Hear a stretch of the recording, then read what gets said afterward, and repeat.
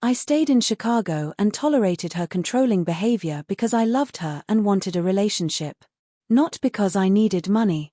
She fundamentally misunderstood our entire dynamic. He said, "She's talking about changing the will to leave you nothing." I said, "She already threatened that." "I don't care." He paused.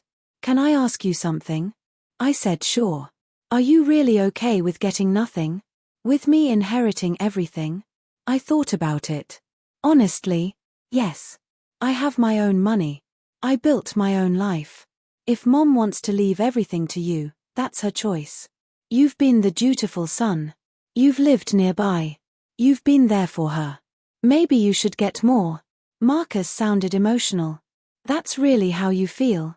I said, "Yes. This was never about the money for me. It was about freedom. About living my own life.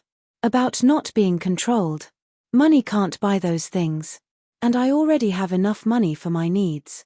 He said quietly, "I think I've been judging you wrong all these years. I thought you were being selfish. But really, you were just being independent." I said, "Thank you for understanding." 2 weeks later, I was packing boxes in my condo, preparing for the move. My doorbell rang. It was my mother. She looked older somehow. Tired. "Can I come in?" I let her in. We sat in my living room, surrounded by boxes. She looked around. At my expensive furniture. My art on the walls. My high-end electronics. Evidence of the life I'd built that she'd never really seen. She said, "Your brother told me what you said. That you don't care about the inheritance. That you're fine with Marcus getting everything." I nodded. "That's true." She looked at me. "I used the only power I thought I had. The only way I knew to keep you close. And it turns out it was never power at all." I said softly, "You could have kept me close by just loving me. By supporting my choices. By being proud of me." Tears filled her eyes. "I am proud of you. I wanted you nearby. I wanted to see you. I wanted to be part of your life." I said, "And I wanted you to be part of my life too. But on equal terms.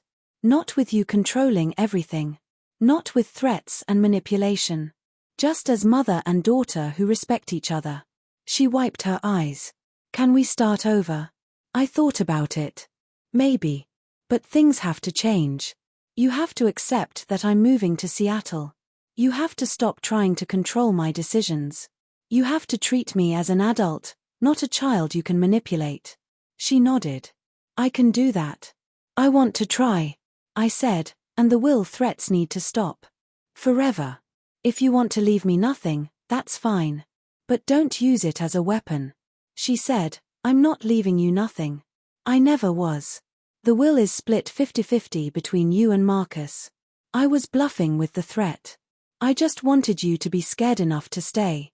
I shook my head. "That's the problem, Mom. You were willing to damage our relationship based on a lie.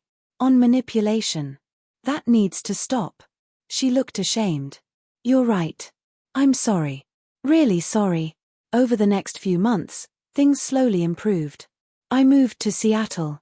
My mother visited me twice. She toured my new company. Met my colleagues. Saw my nice apartment.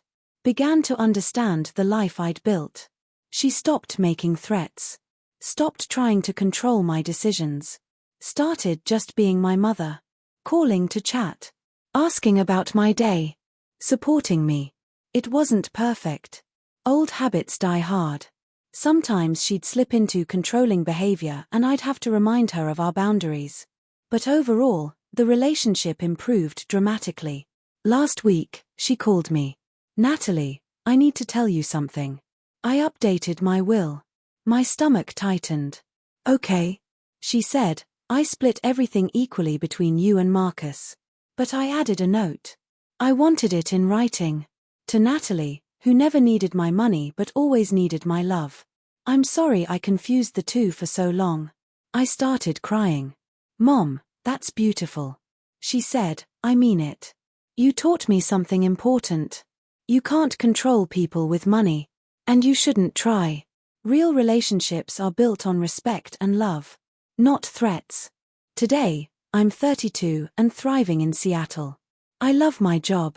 I love my city. I love my independence. My relationship with my mother is better than it's ever been. Because it's built on honesty now. Not manipulation. My brother and I are closer too. He understands me better. Respects my choices. We talk regularly. I learned important lessons from that confrontation. I learned that financial threats only work on people who need the money. I learned that sometimes you have to call someone's bluff to break a toxic pattern. I learned that being honest about your financial situation can be powerful. I learned that you can't maintain relationships through control and fear. And I learned that real love doesn't come with conditions or threats. When my mother placed her hand on that will and threatened me, she thought she was exercising power. Instead, she was revealing weakness.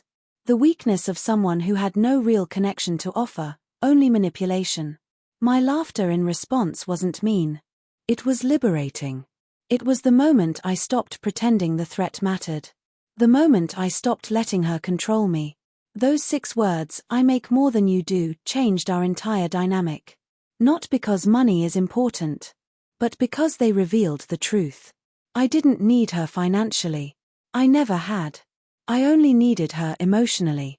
And emotional connection can't be threatened or controlled. It has to be given freely. If you have parents who try to control you with inheritance threats, I want you to know something. You don't have to comply. You don't have to let them manipulate you. If you need the money, then make an informed choice about what you're willing to tolerate. But if you don't need it, call their bluff. The freedom is worth more than any inheritance. My mother learned that lesson. Learned that threatening to disinherit me didn't make me compliant. It made me laugh and walk away. And that laughter, that freedom, that boundary, it's what eventually saved our relationship.